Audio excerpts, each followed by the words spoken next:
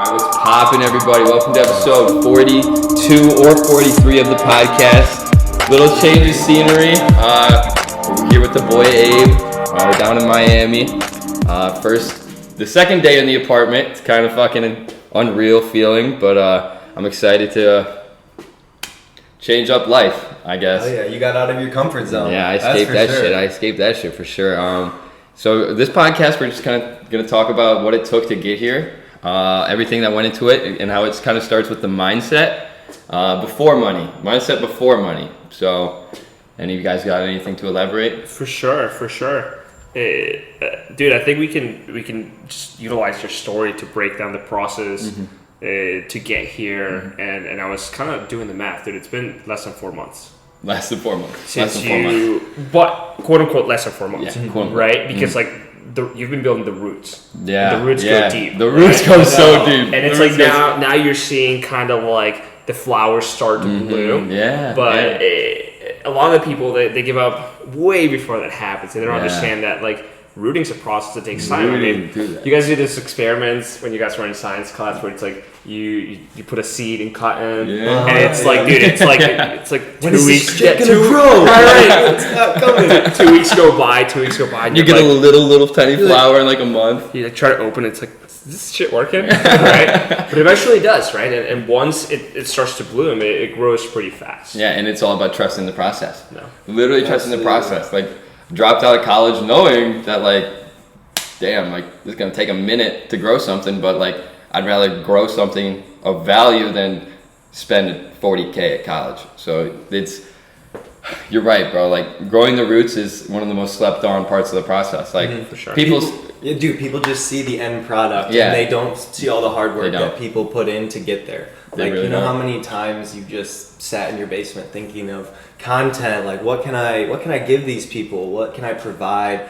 There's so many depths and so many layers like that no one sees. That no one sees. Like you didn't even see it. Like you heard about it, but like exactly. You don't I didn't see you like struggling in your mind to figure out good stuff to put out. Like you have to struggle greatly to like reach your goal. Like, and we were listening to a song today while we were working out, and it says something about like, don't judge me on my wins, judge me on my failures, because like I have so few, but I learned so much from them. I'm like, damn, like such a crucial part of the process, and it's cool because now that I get to coach people, I get to see like themes, right, and patterns across a lot of people. And for example, I just did a podcast with one of my friends and client Jeremy.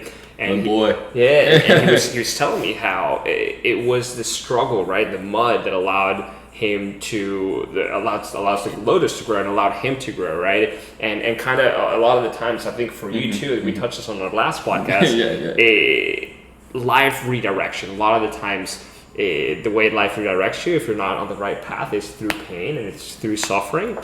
But that's what allows you to then say, man, like I want something. I don't want to feel like this for the rest of my life. I don't want to fucking feel like this. And you see it so like in nature, even like everywhere. Like how a butterfly like has to struggle hard as fuck to get out of its cocoon, or how there's a rainbow at the end of like a shitty weather storm. Like there's so many signs of like a beautiful ending after something just disgusting. Absolutely. And it's you can only grow from failures, and even like small little failures. Small. Like you and I were literally putting your chair together, and we got a screw in, and we were like, you know what, we'll take that little dub. That's a little dub. That's a little dub. We'll fucking take it. Take today. anything, dude. And that we could make a whole podcast just about little wins, because like being able to recognize and be like, all right, something went my way. I'm grateful for that. Like, and those just accumulate in your vibe just. Your energy starts. Absolutely, you feel it. You get all these little wins, and they accumulate to big ones. Fucking feel and the energy it, man. just raises. I think that's a great point to dive a little deeper into, and it's something I'm super passionate about. It's energy, you know, and taking action is very, very important. You know, having vision. But for me, I'm where I'm at today because I learned to work with energy. I know you've been diving into the work of Joe Dispenza. But dude, I think it's never been easier for you to manifest your vision, to literally like just get clear on it, which is one of the things that we talked about. And by you getting clear on it, you're starting to send a clear signal to the universe of like, yo, what do I want? Back when I was living in Pennsylvania and I went to come down to Miami, I would picture the apartment that I'm living in, and I would just picture windows. You get like goosebumps, like visual, dude. energy is one of those things that like once you become mindful, like Ty and I came down here and we were just pointing out like people that are just 100% subconscious. Like you can just like, because like having awareness of your emotions is so like powerful in life. Like when you can be like, why am I feeling this way, and be like, how can I transform this emotion to push me? And then you become mindful with every little emotion, that will just fucking, you'll take control of your life. For sure. You'll literally take control of your life. And there's a couple things that I know. One of them you're very keen on, and that's gratitude. Yes. I think gratitude is like one of the easiest way that you can raise your vibration, tell the universe, look, I'm ready to receive, right? Yeah, I'm ready to receive. Become more coherent, like as soon as you're grateful 100%. For the minuscule things as well. Yeah. Dude, and a lot of people just expect like money to come to them, you know what I mean? And like money is not going to come to you unless you're ready for it. And you're not going to be like, it all starts with your mindset. Like money comes after mindset. Think about it. When someone wins a lottery, they usually blow that money, right? Because they weren't ready for it. They didn't have that vision, so they get this prize, and it's just blow it. I'm gonna get a fucking yacht. I'm gonna get a Ferrari. Like, but you didn't earn the money though. So like that's why you piss it away, because you're not ready for it. It's part of the growing roots process. It's like you're getting ready. Your holding capacity is being increased as you suffer, as you grow, as you learn, and literally, it's my experience. The more that you learn to hold, the more that life gives you. And the more you detach yourself from money as well. I've definitely I've been talking about this a lot with him, especially like a ton. I'm like, bro. dude, I realized that once I start just like letting my money move freely, it comes way more freely. Like you have to spend money to make money, and like when you have an attachment to money, I feel like the universe can just like feel it. You know what I mean? Because I feel like the universe is kind of just tuned into everything. So it's like once you get really okay with being like, all right, this is gonna return one day because I know it's gonna return, and I'm gonna work to make it return. So like, fuck it, like. Bro, people need to invest more within themselves. Like a lot of people think don't realize that they're their own best asset. Like, you know, a house could be an asset. A car is not an asset. Not an asset. Stocks, not really an asset unless you're holding actually for like 20 winning. years. Yeah. But like to dive into your personal development and like spend money on books, and I think spend money on your own health. I think the reason why people are so like skeptical on like investing in themselves is because like the only people they've seen like are the gurus, like fucking Ty Cruz or Steve Locke, whatever his name is, who are just like, pay me $600, you take my course, and they just never interact with you. You know, like they never meet like genuine like people that are like like connecting with them. Just watch my videos and give me money. Like that's not how that should go. But you're right. I generally think that investing in yourself and investing in the right coaching, whether it's in you or whatever it is that you're trying to level up in life, like the biggest shortcut that you can take is to invest in a coach, because they will shortcut the amount of time that it takes you to get there. And dude, like time's the most valuable asset that you have, you know? Like, sure, you could go out and read all the books and figure it out all yourself, but what a coach does is they say, no, like, you're looking for all this, you only need this, and you only need this. Right. And by them sequencing that for you, it's like, dude, like for me, like my life took off when I invested. I think I shared this story with you. Yeah, you did. I invested into a $12,000 mastermind when I did not have $12,000 in the bank.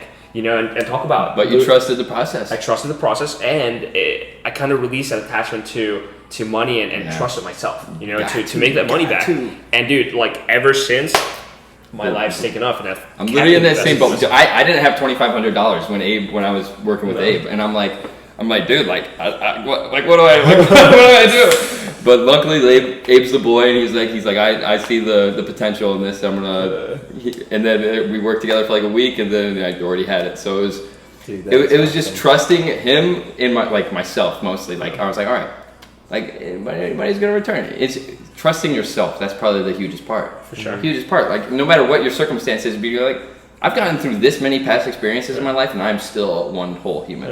And that's kind of one of the reasons I was comfortable moving here. Was that like worst case scenario is money stops coming in the same, and I'm still alive. I'm not any less of a human. I tried. I got to experience more. That's the right attitude, Dad. Good time, courage. I always talk about like use fear as your guide, and courage as your ally. The fear of being average. The fear of being average, exactly. And like the thing that people don't understand is the people you see doing crazy shit, courageous shit, don't have like a lack of fear. No. They just know how to overcome it. Yeah. You know what I mean? Like, don't let fear stop you. Just know, like, you're not gonna die when you do a lot of things. Like going up to like a girl or guy. Like, you're not gonna fucking die. It's the fear of rejection. You know, not being accepted. And even then, like, there's 4.5 billion other options for you. Like, who gives a fuck if that one didn't care? You know. And I think something that you guys can take from Alex's story and following him for, I mean, I wouldn't say such a long time because it's like you're so young and you've been putting out content for not that long, right? Is that it's something I've been thinking a lot about. Like, there's these things called M fields, right? And they're organizing patterns, and when they're like organizing reality under reality. It's you can a little bit more. Are these frequencies like energy? No, they're like patterns. So like, for example, like when Roger Bannister, he broke the 4-minute mile. He broke the preconception, this paradigm that we thought we couldn't break. We thought the 4-minute mile was impossible for humans. And then after he hit it, like so many people hit it, right? And like within months, dude, like so many people started breaking the 4-minute mile and broke his record. And all it takes is one person believing. It's one person. And dude, like, I'm in this industry where I'm coaching people like you, and I'm seeing all these young people, 20, 22, 25, 27, fucking crush it online and make what a lawyer does after going to college for 7 years, or a doctor does after going to medical school for just around the same time, right? And where am I going with all this? It's never been easier. We live in a time where it's never been easier. It's like people don't believe that. People don't believe that. People see what you do and they're like, oh my god, like, I have to do so much work. You literally just have to think about it. Every single human, almost every single human on this planet has a fucking phone. No. And there's 7 billion people. All you need is, okay, I did the fucking math on this. So I at the time I had 1 million followers. And to create something that was like $1,000 per se. I would need to sell that to 0.0001% of my following to make $10,000. 0.0001%. That's unheard. Like there's it. It's never been easier. It's never been easier. There's so much untapped potential out there. You just gotta find your niche. It's all about finding your niche or whatever. Then just fucking executing. Exactly. Whatever you're interested in, start making content on it. And believe in yourself. Yeah, and I would say even before you find your niche, it's like look within. It's like look within, and like where are your like natural inclinations? What do you because love? It's like this comes natural to you. What I do comes natural to me, right? And I've met people where it's like they go right for the niche, and it's like I actually did that myself. I know this from experience. I went after the money first, and I made the money, but I wasn't fulfilled. Yeah. You know, and then I was like, now, like let's go for something that's a little more heart centered. Let's look within, right? Started working with people like you, with people like Jeremy, with people like Alina, and dude, like that's another cool thing. When you're aligned, dude, things move a lot faster. You have to. It has to fulfill you. It has to like make you feel good. Yeah. Because that's why like life feels like a vacation, even though I'm working every single day of my life, because I get paid to do what I love. Mm-hmm. And I feel like everyone should get paid to do what they love because there's enough abundance out there that everyone can. That makes total sense. You know, like what you guys are talking about. Think of all the people who unfortunately commit suicide because they're not doing what they love, you know? And they can't. They literally can't. And the people who are just so depressed because it doesn't sit with them right because they're just chasing the money and that's not fulfilling them. So doing what you love is so important. Moral of the story is it's fucking possible. Get after it and never doubt yourself for a second. And is that only 13 minutes? Oh, we're good. We're good. I thought we were getting close to 20. We only have 21 minutes. Okay. So I thought we were good. You guys thought we were done. We got more for you. I got 7 minutes. 7 minutes. Right. But yeah, dude, believing in yourself. Like there's been days where I'm like, fuck, man, is this really gonna work? Like, oh. And then I'm just like, all right, tomorrow's a new day. I'm not gonna feel like this tomorrow because every single thing in your life is temporary. I think you sent me a voice message about this when I was like, dude, is this really gonna fucking work? Everything, today's temporary, tomorrow's temporary, every day is a blank slate.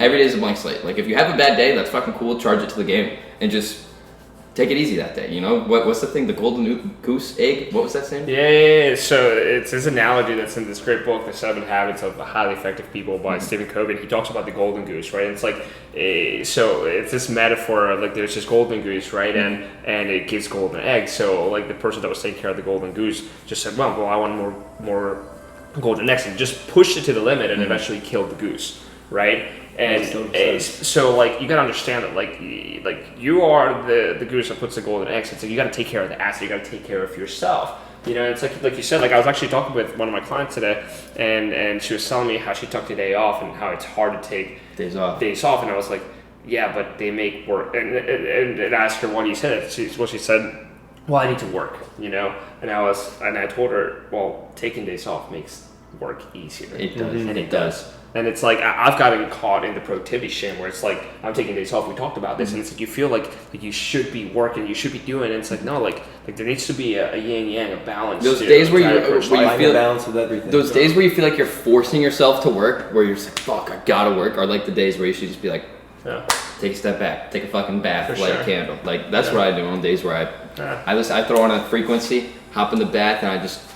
Some people don't have the option though. They like have to work. So you need to make time in other parts of your schedule for yourself. So that's another crucial idea to think about. There's so much time in the day, bro. It's really mind-boggling. Like today we woke up at 8 o'clock and I'm sitting outside by the pool earlier. I'm like, it's only 2 o'clock right now. Like this is a long ass day. Like there's so much you can do in a day if you just wake up earlier and go to bed at a decent time. Like don't waste your day consuming. Like I see so many people just waste hours of their day consuming, and sometimes I catch myself in that pattern. It's so easy. So now easy. That we're connected, and it's like when you're consuming, hours go by, and there are hours where you're consuming but not producing.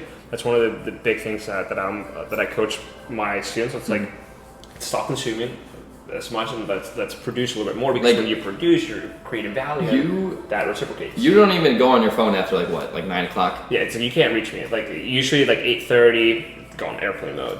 And then you're just reading. So elaborate on what consuming means to you and what you preach to others. Yes. Yeah. So consuming, it's just mindlessly consuming information like just useful knowledge, your like feed. Watching people ski, like fucking, it's just dumb shit. Dirt bikes, literally, right. And it's like catch yourself when you're consuming mindlessly. You're in like a derp state. You don't even you're not even enjoying what you're doing. It's just like making your brain mush. Yeah, and what I've noticed in myself and when I talk to people, when you're in this state of consuming, you're actually like I get drained. Yeah, dude. Like when I'm in a consuming state, like I'm not consuming. It's like I just did like 8 hours of work, but I didn't do nothing productive. I didn't do shit. My energy's gone. I'm feeling anxious for no reason. I'm like, what the fuck? like where's this coming from, right?